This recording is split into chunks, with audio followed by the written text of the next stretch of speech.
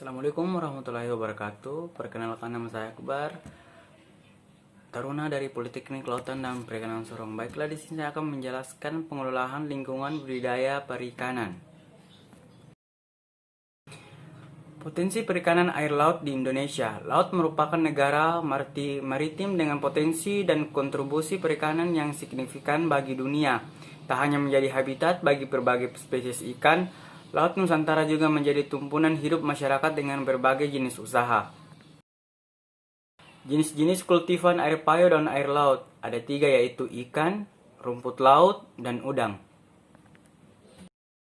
Budidaya air tawar terbentuk dalam 2, yaitu tradisional dengan semi-intensif.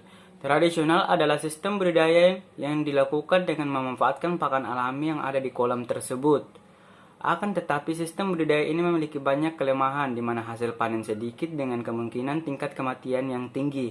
Dan untuk semi-intensif, semi budidaya ini merupakan sistem budidaya perairan antara budidaya alami dan budidaya intensif atau buatan atau perlakuan khusus. Intensif adalah teknologi yang cukup maju dalam budidaya perairan, akan tetapi banyak menghasilkan limbah dari sisa pakan atau fases biota yang dapat menyebabkan pencemaran. Untuk super intensif adalah teknologi yang tidak memulihkan lahan budidaya yang luas dan menggunakan teknologi yang lebih modern. Kelebihan dan kekurangan budidaya sistem super intensif. Kelebihannya, penggunaan lahan yang kecil dapat memenuhi kebutuhan pasar, hasil dan panen yang lebih tinggi, tingginya harga komoditas. Untuk kekurangannya, dampak terhadap kerusakan lebih tinggi, sulit pemulihan limbah, sarana dan prasarana yang lebih mahal. Pengelolaan lingkungan budidaya dalam mendukung kelangsungan budidaya laut dan berkelanjutan.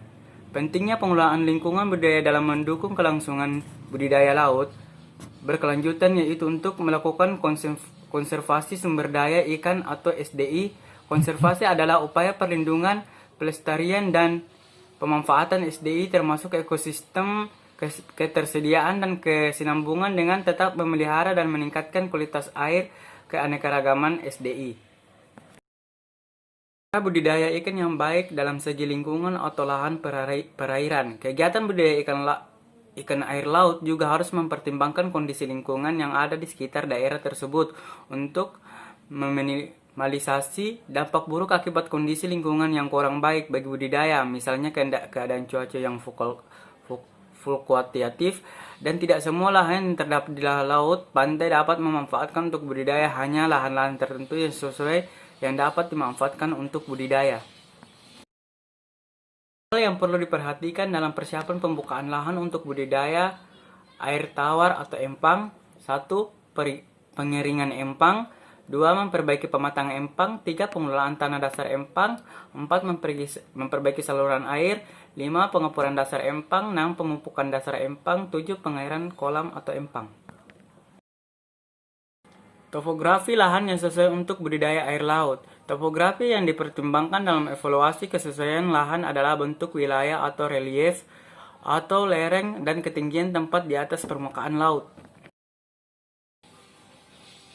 Peran tekstur tanah dalam mendukung keberhasilan budidaya air laut. Untuk tekstur tanah yang cocok untuk budidaya air payo, yaitu tanah dengan tekstur liat yang kandungan pasirnya tidak lebih dari 20%, karena tanah liat dapat menahan air sampai berbulan-bulan. Selain itu, tanah yang baik untuk budidaya harus mengandung mineral-mineral atau bahan organik.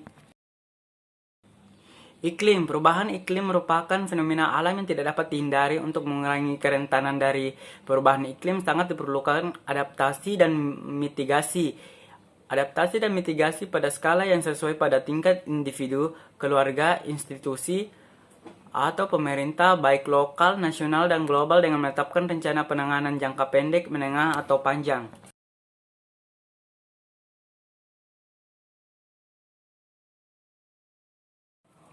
Sistem pengelolaan limbah sebelum dibuang ke laut.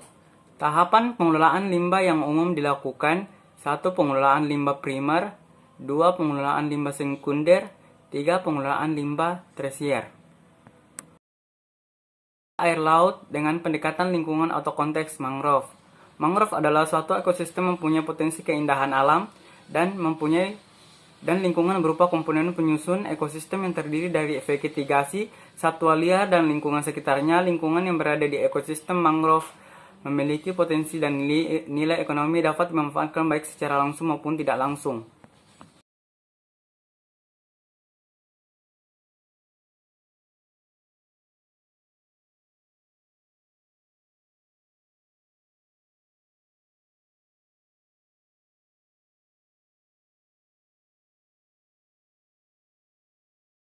Mungkin itu yang sempat saya jelaskan. Mohon maaf apabila ada kekurangan. Terima kasih.